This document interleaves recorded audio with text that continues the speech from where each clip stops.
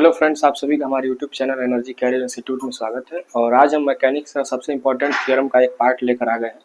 क्योंकि इसके पहले वाले वीडियो लेक्चर में हमने वर्क एनर्जी थ्योरम को कंप्लीट किया था, जो काफ़ी इंपॉर्टेंट थ्योरम था। इसके बाद हमने जो है इस वीडियो लेक्चर में दो थ्योरम को कराएंगे।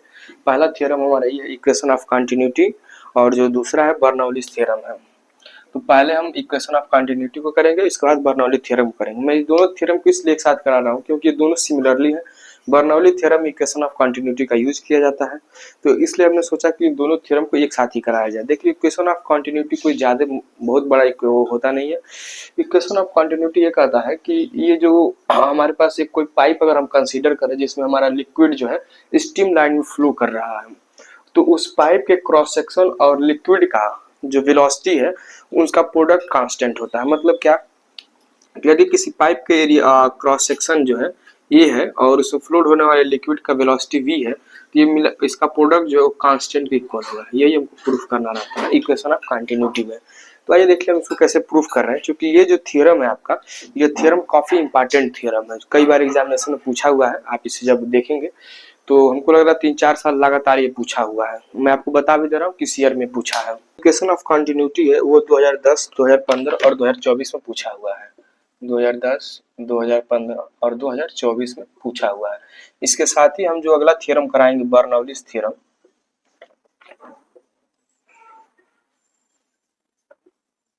ये बर्नौली थ्योरम जो है आपका, ये पूछा हुआ है आपका 2012, 18 और 24 इनमें ये पूछा हुआ है। ठीक, तो आइए हम सबसे पहले इक्वेशन ऑफ कंटिन्यूटी को देखेंगे, इसके बाद हम बर्नौली थ्योरम को कराएंगे। तो आप हेडिंग पहले नोट कर लीजिए, इक्वेशन ऑफ कंटिन्यूटी। अब ध्यान दीजिए इक्वेशन ऑफ कंटिन्यूटी को हम कैसे प्रूव करते हैं। सबसे पहले हम कोई भी एक पाइप कंसीडर करेंगे। पाइप का है या ट्यूब का है, बात एक ही है। ऐसा कोई हम एक पाइप कंसीडर कर लेंगे। ठीक, तो हम इसमें कुछ चीजों को कंसीडर करेंगे जिनको मैंने यहाँ पे लिख दिया है। सबसे पहले क्या करेंगे आप कि consider incompressible and non viscous fluid flows streamline in a tube at non-uniform cross section, then the product of the area of cross section and velocity of flow is same at every point। जो मतलब ये आपको यहाँ पे जो proof करना है, मैंने वही यहाँ पे लिखा है A1 B1 is equal to A2 V2 होगा। आपको यही प्रूफ करना है और यही मैंने यहाँ पे लिखा है। यही इक्वेशन ऑफ कंटिन्यूटी का पूरा ये समझिए कि फंडामेंटल स्ट्रक्चर है। ये आपको पहले क्या करना है कि कंसीडर करना है incompressible and non viscous fluid. Incompressible मतलब कि कंप्रेसिबल नहीं है, जो भी लिक्विड इसमें फ्लो कर रहा है वो कंप्रेसिबल नहीं है। दूसरा कि नॉन विस्कस है, यानी कि वो चिपचिपा नहीं है। जैसे लाइक वाटर, मान लीजिए किस पाइप से वाटर फ्लो कर रहा है जो चिपचिपा नहीं है, ठीक, गाढ़ा नहीं है। उसके बाद से कह रहा है कि flows steam line A tube at non uniform cross section. Non uniform cross section का मतलब कि जो पाइप का क्रॉस सेक्शन है वो हर जगह अलग अलग है, सेम नहीं है। मतलब यहाँ पे पतला और यहाँ पे मोटा है, ऐसे है कुछ। ठीक, आगे then the product of the area of cross section and velocity of flow is same at every point. यानी कि अगर हम मान लें कि ये हमारा कोई क्रॉस सेक्शन ए है जिसका एरिया स्मॉल a1 है, और ये हमारा कोई क्रॉस सेक्शन है बी जिसका एरिया जो है स्मॉल a2 है, तो हमारा ये हो जाएगा a1 b1 is equal to a2 v2। यही हमारा इक्वेशन ऑफ कंटिन्यूटी है। बट अगर हम इसको थोड़ा सा प्रूफ करना चाहें, जैसे आपको तो इस एग्जाम में पूछता है शॉर्ट नोट की तरह, तो शॉर्ट नोट में पूछेगा तो आप इतना ही लिखेंगे, ऐसे कंसीडर कर देंगे और ये लिख देंगे। लेकिन अगर थोड़ा सा लॉन्ग क्वेश्चन पूछ दिया कि derive the equation of continuity, यानी कि 5 नंबर में पूछ दिया आपसे, तो 5 नंबर में आप इतना लिखेंगे तो काम नहीं चलेगा। तो मैंने इसको इस तरह से प्रूफ करा रहा हूँ कि अगर आपको शॉर्ट में पूछे तभी भी आप इसको लिख सकें, लॉन्ग में पूछे तभी भी आप लिख सकते हैं। अगर शॉर्ट में पूछे तो आप केवल इतना ही लिखेंगे, इतना लिख देंगे और इस इक्वेशन को यहाँ लिख देंगे, यहाँ पे ऐसे करके लिख देंगे। तो ये आपका हो गया 3 नंबर का। लेकिन वही अगर इसको 5 नंबर में पूछा है इक्वेशन ऑफ कंटिन्यूटी को डिराइव कीजिए, तब आप क्या करेंगे, तो आपको थोड़ा सा और चीजों को यहाँ कंसीडर करना पड़ेगा। तो पहले आप अगर 3 नंबर में पूछ रहा है तो यही चीज आपको लिखना है और इसका स्क्रीनशॉट ले लीजिए। तो आप स्क्रीनशॉट आप ले लिए होंगे। आप 5 नंबर में जब पूछेगा तब आप क्या करेंगे, 5 नंबर में पूछेगा तो आपको थोड़ा सा और यहाँ पे लैंग्वेज बढ़ाना पड़ेगा। तब आप यहाँ लिखिएगा अब डेरिवेशन। इसको अगर डिराइव करना हो तब तो लिखेंगे यहाँ पे हेडिंग डेरिवेशन। क्योंकि जो भी लैंग्वेज मैं लिख रहा हूँ मैं खुद अपने पास से बनाया हूँ सारी चीजें, ये इस टाइप का कुछ भी लैंग्वेज आपको कहीं से नहीं मैच करेगा, ना बुक से मैच करेगा। हाँ, कुछ कुछ वर्ड बुक से मैच करेंगे, लेकिन और सारी चीजें जो है मैंने खुद से इसको बनाया हुआ है। जैसे इनकम्प्रेसिबल बुक से मैच कर जाएगा, नॉन विस्कस फ्लूइड ये बुक से मैच कर जाएगा, बाकी और सारी चीजें जो है मैंने अपनी आप समझकर और अपनी भाषा में लिखा हुआ है। फिर अगर इसका डेरिवेशन हम करें तो डेरिवेशन में आप लिखेंगे क्या कि let A1 and A2 are the cross section of A and B। हमने क्या किया कि let A1 and A2 are the cross section of A and B। A और B के क्रॉस सेक्शन कौन कौन से, A1 एंड A2 है। फिर इसके बाद लिखेंगे velocity of fluids, velocity of fluids at A at A1, sorry A1 है A, at A is V1 and at B is V2। मतलब A पर जो फ्लूइड का स्पीड है वो V1 है और B पे जो फ्लूइड का स्पीड है वो क्या है, V2 है। हमने यही सारी चीजें लिख रहे हैं हम, ठीक। उसके बाद आगे लिखेंगे the density of fluids, the density of fluid at A is delta 1 and at B is delta 2। इतनी सारी चीजों को आपको कंसीडर करना पड़ेगा। अब देखिए, चूंकि हमारा जो फ्लूइड इसमें फ्लो कर रहा है वो इनकम्प्रेंसिबल है, इसका मतलब इसका जो डेंसिटी हो क्या होगा, कांस्टेंट होगा। आप इस चीज को नोट करिए कि जो भी हमारी इनकम्प्रेसिबल लिक्विड्स होती है उनकी डेंसिटी हर एक पॉइंट पे कांस्टेंट होती है। ये इस चीज को आपको थोड़ा सा नोट करना पड़ेगा। और एक चीज मैं आपको बताने ये भूल गया कि जो इक्वेशन ऑफ कंटिन्यूटी होता है ये बेस्ड ऑन कंजर्वेशन ऑफ मास पे होता है, कंजर्वेशन ऑफ मास पर ये बेस्ड होता है, ठीक। और जो बर्नौली थ्योरम मैं आपको अभी कराऊंगा वो कंजर्वेशन ऑफ एनर्जी पर बेस होता है। ये कंजर्वेशन ऑफ मास पे बेस होता है, Bernoulli theorem conservation of energy पे बेस होता है। इसलिए मैं इन दोनों को एक साथ करा रहा हूँ ताकि आपको कंफ्यूजन ना हो। और आप देखेंगे कि चूंकि जो थ्योरम होते हैं, थ्योरम को भरसक इतना प्रयास किया जाता है कि आप ऐसे लैंग्वेज में लिखें उसको ताकि एग्जामिनर उसको इजीली समझ सके। ये नहीं कि खूब हाई फाई लिख दे तो एग्जामिनर ही कंफ्यूज हो जाएगा कि आप लिखे क्या है। और जो भी चीज लिखेंगे एकदम सटीक ढंग से लिखें ताकि एक बार पढ़ने से समझ में आ जाए कि उसमें लड़का लिखा क्या और कहना क्या चाहता है। जैसे मैंने यहाँ पे लिखा है let A1 and A2 are the cross section of A and B, यानी A और B के क्रॉस सेक्शन A1 एंड 2 है।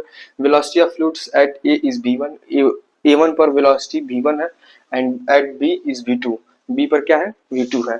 The density of fluid at A is delta 1 and at B is delta 2। तो मतलब इतना easy language में लिखा हूँ कि कोई भी लड़का, चूंकि प्राइमरी लेवल का भी लड़का अगर पढ़ेगा तो समझ जाएगा कि कहाँ पे क्या चीजों की बात हुई है, ठीक। आगे अब आप लिखेंगे, चूंकि ये फिगर आप बना लिए होंगे और ये ऊपर का डिफिनेशन भी अगर आप लिख लिए होंगे तो मैं इसको ऊपर का जो पोर्शन उसको इरेज कर दे रहा हूँ। अब आपको थोड़ी सी बस चीजों को और लिखना है। अगर आप इसे नहीं लिखेंगे तो वीडियो को रोक करके लिख लीजिएगा। अब देखिए आपको क्या लिखना है, सिंस द फ्लूइड इज इनकम्प्रेंसिबल,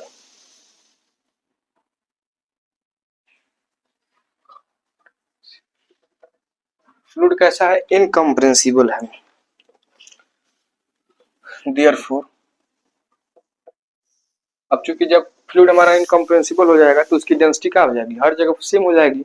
तो इसका मतलब कि जो डेंसिटी A1 है, A पर जो डेंसिटी डेल्टा 1 है और जो B पे डेंसिटी डेल्टा 2 इक्वल हो जाएंगे एक दूसरे के।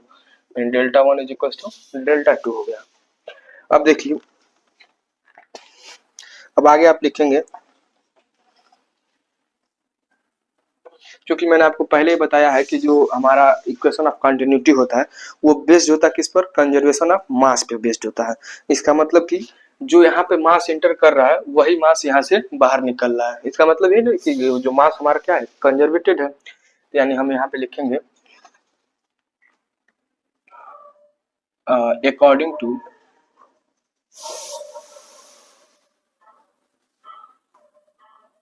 Law of conservation of mass, conservation of mass, conservation of mass के अकॉर्डिंग हम अगर इसको लिखें तो यहाँ पे लिखेंगे हम मास, यहाँ पे जो मास इंटर कर रहा है वही मास यहाँ पे निकलेगा, तो यहाँ पे लिखेंगे मास एंटरिंग पर सेकेंड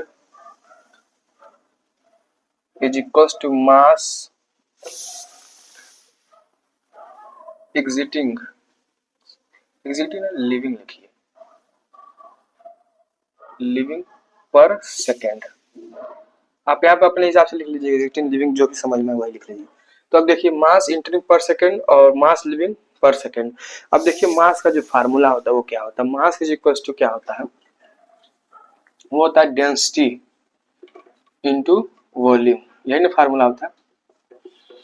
तो डेंसिटी क्या है, डेल्टा A1 है, डेल्टा 1 है, पहले इंटरिंग जब कर रहा है तब यहाँ पे हमारा डेंसिटी डेल्टा 1 है, और जो वॉल्यूम है वॉल्यूम को हम V मान लेते हैं, ठीक, इज इक्वल टू, चूंकि वॉल्यूम ये स्मॉल v1 है तो आप इसको कैपिटल V1 मान लीजिए, और यहाँ पे जो है डेंसिटी क्या है डेल्टा 2 है, और यहाँ पे जो वॉल्यूम है वो मान लीजिए कि हमारा क्या है कैपिटल V2 है।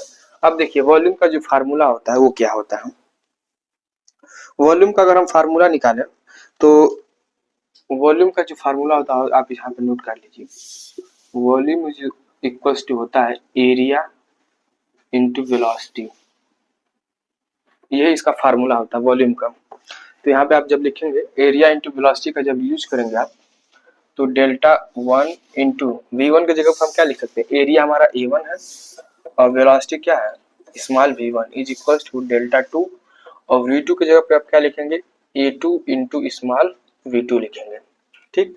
अब चूंकि आप नीचे का लिख रहे होंगे मैं इसको नीचे वाला इरेज कर दे रहा हूँ पोर्शन, ये नीचे वाला।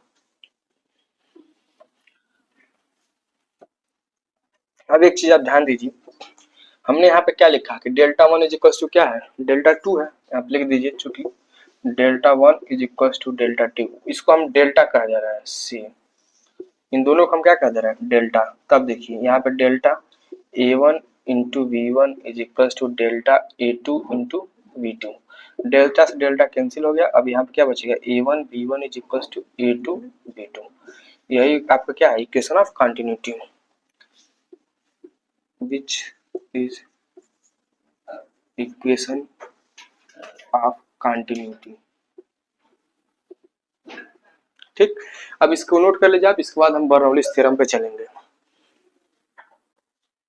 यदि इस थ्योरम में आपको कहीं पे कुछ पॉइंट आपको लग रहा है ऐसा कि जो आपको समझ नहीं आया है तो आप कमेंट कीजिए, फिर हम स्पेशली आपको टेलीग्राम पे समझाने का कोशिश करेंगे या फिर वीडियो लेक्चर के माध्यम से हम आपको समझाने की कोशिश करेंगे। और एक आपसे ये रिक्वेस्ट है कि यदि आपको हमारे चैनल से कुछ भी मिल रहा है, थोड़ा सा भी अगर कुछ मिल रहा है तो आप उसके बदले में कम से कम हमारी वीडियो को लाइक कर दीजिए और अपने दोस्तों में जो है शेयर कर दीजिए, क्योंकि आज ही मैं मैकेनिक्स के इंपॉर्टेंट टॉपिक्स बताने वाला हूँ।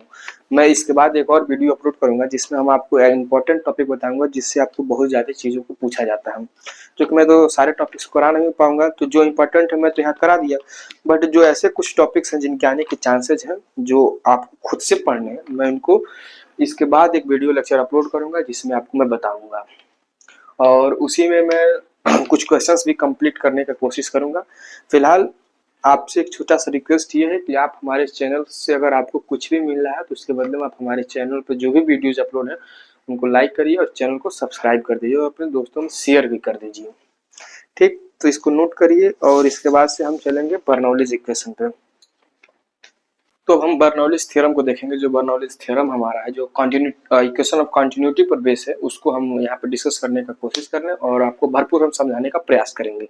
देखिए बर्नौलीज थ्योरम हमारा ये कहता है कि यदि कोई पाइप से लिक्विड फ्लो कर रहा है स्ट्रीम लाइन में सुव्यवस्थित ढंग से, अगर पाइप से लिक्विड फ्लो कर रहा है तो उसके हर एक पॉइंट पर pressure energy, kinetic energy and potential energy का जो सम होगा वो कांस्टेंट होगा। मतलब क्या, rho plus rho V square, sorry ये रो नहीं पी है, P plus half rho V square plus rho G H, ये क्या होगा कांस्टेंट होगा, ठीक, यही आपको बर्नौली थ्योरम में प्रूव करना था। यदि आपसे 3 नंबर में पूछेगा तो आप इतना ही लिखेंगे और इस फिगर को डायग्राम से बनाकर दिखा देंगे, अगर 3 नंबर में पूछता है तब। लेकिन अगर वही ये कहता है कि इसको डिराइव करिए, डेरिवेशन कीजिए इसका, तो आपको थोड़ा सा आगे और एक्सप्लेन करना पड़ेगा, स्टेटमेंट भी लिखना पड़ेगा और इसके साथ भी आपको डेरिवेशन भी करना पड़ेगा। इस डिफिनेशन को मैंने खुद बनाया है। डिफिनेशन में क्या लिखा हूं मैंने, according to this theorem, if ideal liquid flow streamline through a tube, the sum of pressure energy, kinetic energy and potential energy per unit always constant। मतलब कि हर एक इसके पार्ट पर जो हमारी एनर्जी रहेगी वो क्या हो जाएगी, कांस्टेंट हो जाएगी। तो ये हमको थ्योरम क्या बताता है कि बर्नौली थ्योरम जो है हमारा कंजर्वेशन ऑफ एनर्जी पर बेस्ड है। क्या है, कंजर्वेशन ऑफ एनर्जी पे क्या है, बेस्ड है। इस जबकि इसके पहले वाला जो थ्योरम हमने किया इक्वेशन ऑफ कंटिन्यूटी का, वो हमारा किस पे बेस्ड था, कंजर्वेशन ऑफ मास पर बेस्ड है। तो दोनों में आप डिफरेंस समझ गए होंगे।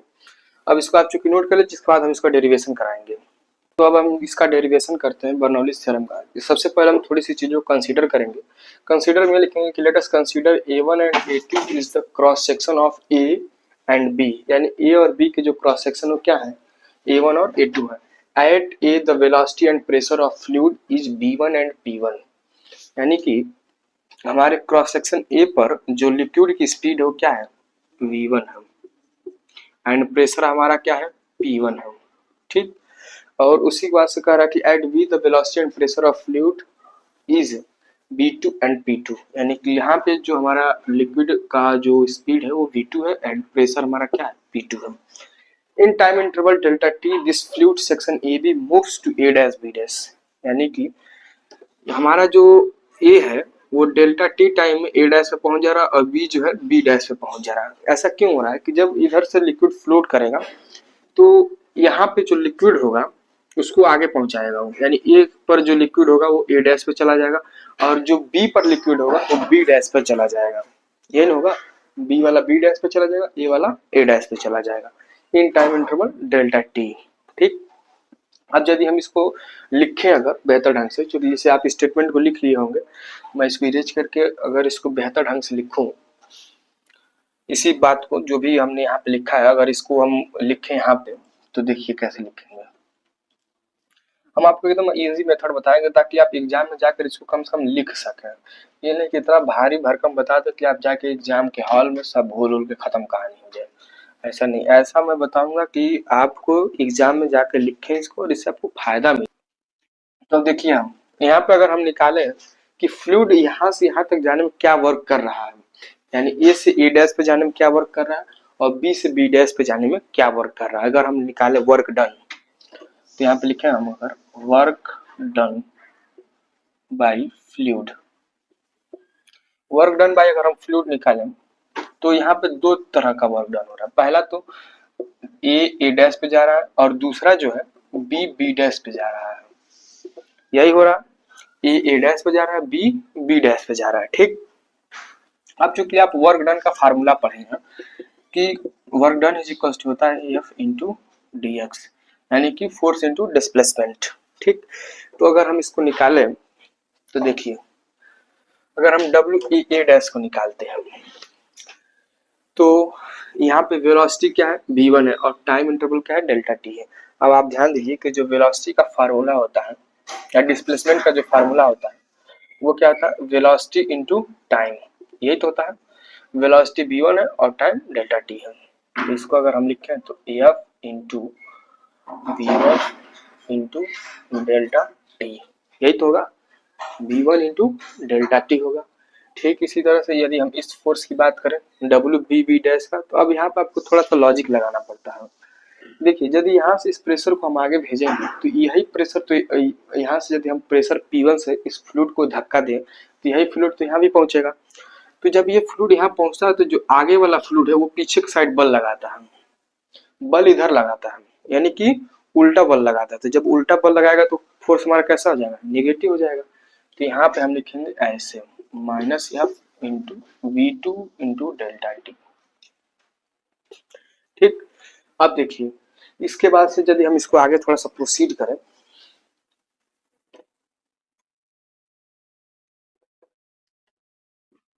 F into V1 into delta T minus F into V two into delta T. अब आप कहेंगे कि फोर्स दोनों सेम क्यों है, तो जो बल यहाँ लग रहा है वही बल यहाँ भी लग रहा है, बट क्या है कि डायरेक्शन दोनों का उल्टा है, ये बल इधर से इधर लग रहा है जबकि ये बल इधर लग रहा है।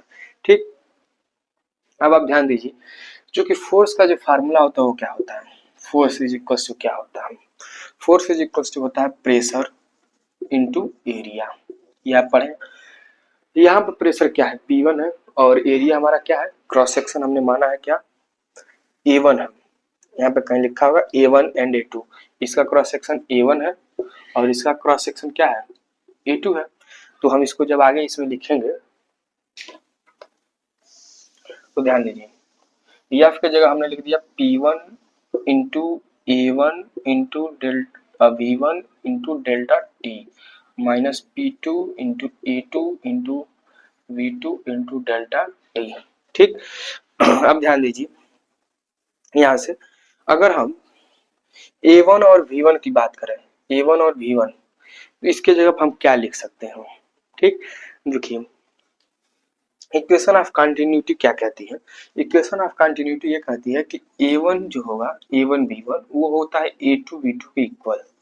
इक्वेशन ऑफ कंटिन्यूटी यही कहती है कि A1 V1 जो होगा वो किसके इक्वल होगा, A2 V2 के इक्वल होगा। ठीक, अब अगर आप ध्यान दें तो जो मास का फार्मूला होता है, ये चूंकि आप नीचे नोट कर लेंगे, मैं इसको इरेज कर दे रहा हूँ। जो मास का फार्मूला होता है, मास इज इक्वल टू क्या होता है, वो होता है डेंसिटी इंटू वॉल्यूम, यही तो होता है इसका फार्मूला, डेंसिटी इंटू वॉल्यूम। अगर मास छोटा सा, चूंकि छोटा सा मास है कि डेल्टा टी टाइम में तो थोड़ा सा ही लिक्विड आगे बढ़ेगा, तो मान लेते हैं कि डेल्टा एम बढ़ रहा है। ठीक, और डेंसिटी जो है रो है इंटू वॉल्यूम बी, यही तो हम फार्मूला पढ़ेगा। अब अगर हम इसको आगे देखें तो हम delta M is equal to rho into volume की जगह हम क्या लिख सकते हैं, वॉल्यूम की जगह हम ये लिख सकते हैं A1 V1 into delta T. ठीक, यहाँ वॉल्यूम की जगह हम ये लिख सकते हैं। अब यहाँ से अगर हम A1 और V1 की वैल्यू निकालें तो A1 और V1 की जो वैल्यू होगी वो delta M upon delta T into rho होगा। ये सारी चीजों को इधर भेज दीजिए और यहाँ पे रो आ गया नीचे। तो हम क्या करते हैं कि यहाँ पे और यहाँ पे यही वैल्यू को हम पुट करेंगे। ठीक, मैंने इसलिए इसको लिखा कि A1 V1 जो है A2 V2 इक्वल है, यानी कि A1 V1 की वैल्यू जो यदि ये हो रही है तो A2 V2 की वैल्यू क्या हो जाएगी, यही हो रही है delta M upon delta T into rho. Delta A1 V1 की जो वैल्यू है वही A2 V2 की भी वैल्यू है। तो हम यदि इसके जगह पे ये लिखे हम तो क्या होगा, ध्यान दीजिए, तो यदि हम यहाँ पे लिखें तो ये होगा P1 into delta M upon delta T into rho into delta T minus P2 delta M upon delta T into rho into delta T. Delta T से डेल्टा टी कटेगा, डेल्टा टी से डेल्टा टी कटेगा, बचेगा क्या है, यहाँ पे W इधर चल रहा है। यहाँ पे आप देखेंगे कि डेल्टा एम अपान रो कॉमन है, डेल्टा एम अपान रो हमने कॉमन कर लिया और यहाँ बचेगा P1 माइनस P2, इसे इक्वेशन फर्स्ट कह दीजिए। ठीक, अब आप ध्यान दीजिए, हमने इसके पहले एक वीडियो लेक्चर अपलोड किया था जिसमें हमने आपको वर्क एनर्जी थ्योरम पढ़ाया था। वर्क एनर्जी थ्योरम में हमारा ये कहता है कि जो काइनेटिक एनर्जी में जो डिफरेंस होता है, किसी पार्टिकल के काइनेटिक एनर्जी में डिफरेंस होता है वो हमारे वर्क डन के इक्वल होता है। हमने यही फार्मूला पढ़ा था, तो हम वही यहाँ पे लगाएंगे। तो यहाँ पे आप लिखेंगे अकॉर्डिंग टू वर्क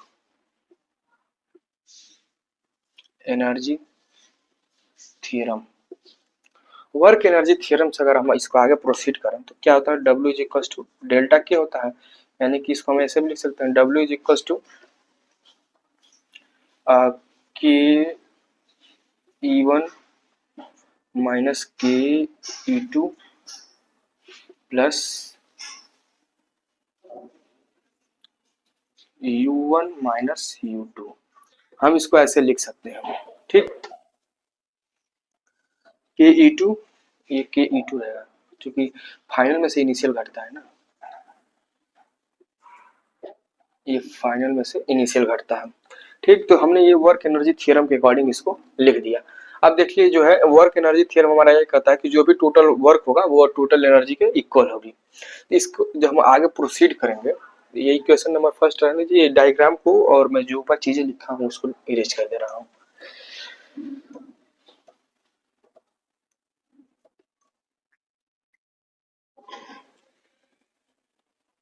अब ध्यान दीजिए आगे, यहाँ पे जब हम W बराबर लिखेंगे तो क्या होगा, यहाँ पे लिखेंगे half M V two square.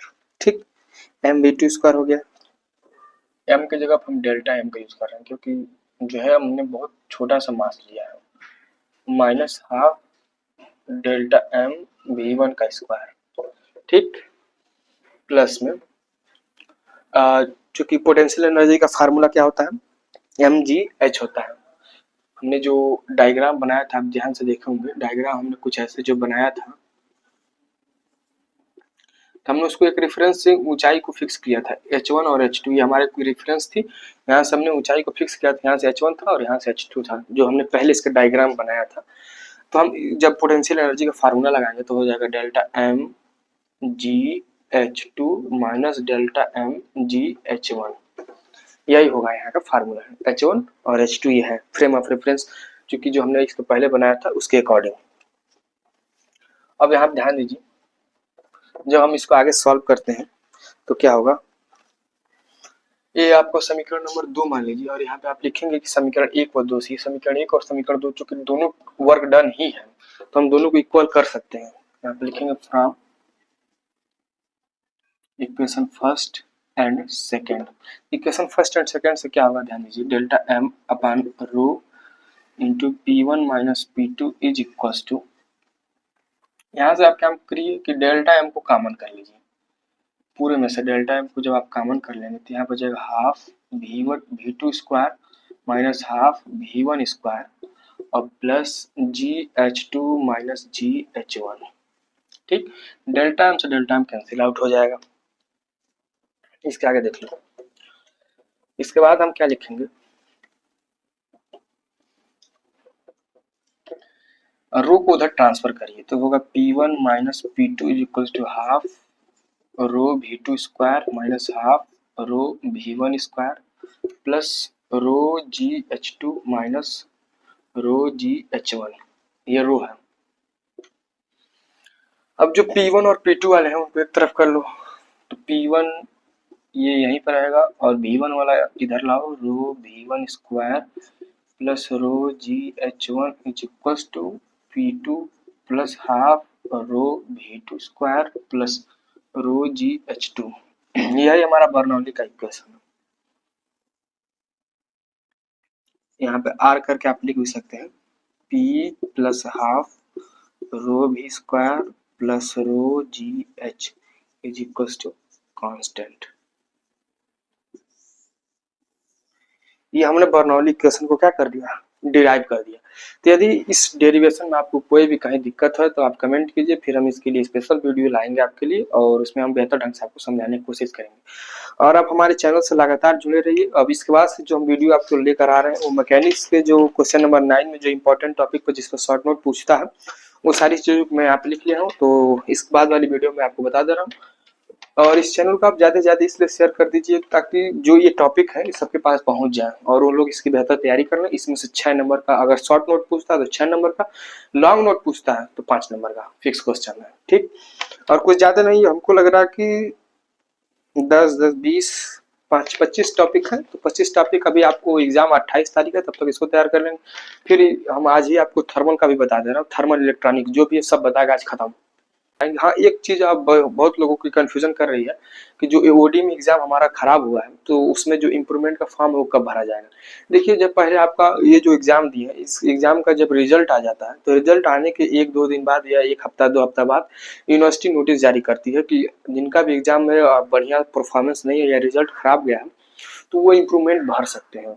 तो उसके लिए कुछ क्राइटेरिया निकालती हो कि इतने मार्क्स से कम बच्चे ही केवल इस इम्प्रूवमेंट को भर सकते हैं। जैसे कुछ लोग होंगे मैथमेटिक्स में उनके हिसाब से मनचाहा नंबर नहीं आएगा तो लोग भी सोच रहे हैं कि मैं इम्प्रूवमेंट भर दें, तो ऐसा नहीं है। यूनिवर्सिटी एक क्राइटेरिया बनाएगी कि इतने से कम मार्क्स, जैसे मान लीजिए किसी का आया है 17 नंबर तो कहेगी कि 16 से कम जो भी स्टूडेंट है वो इम्प्रूवमेंट भर सकते हैं। या 17 से कम के जो भी स्टूडेंट है वो इम्प्रूवमेंट भर सकते हैं। तो अब आप ये नहीं कि आप 20 नंबर पाए और आप भी इम्प्रूवमेंट भर रहे हैं, तो आप इम्प्रूवमेंट नहीं भर सकते हैं। तो जो भी इम्प्रूवमेंट की नोटिस आएगी तो मैं आपको इम्प्रूवमेंट के बारे में बताऊंगा कि कैसे भरना है और कहाँ भरा जा रहा है, ये सारी चीजें हम आपको बताएंगे। ठीक, तब तक आप टेंशन मत लीजिए और जो भी एग्जामिनेशन होने वाले हैं उनसे रिलेटेड जो भी चीजें हैं उनको पढ़िए और जो पेपर होने वाले हैं उनमें बढ़िया परफॉर्मेंस कीजिए, ताकि एक दो सब्जेक्ट खराब होने की वजह से आपका मार्कशीट डिस्टर्ब हो और आप भी 60% तक नंबर गेन करने की कोशिश करें। ठीक, धन्यवाद।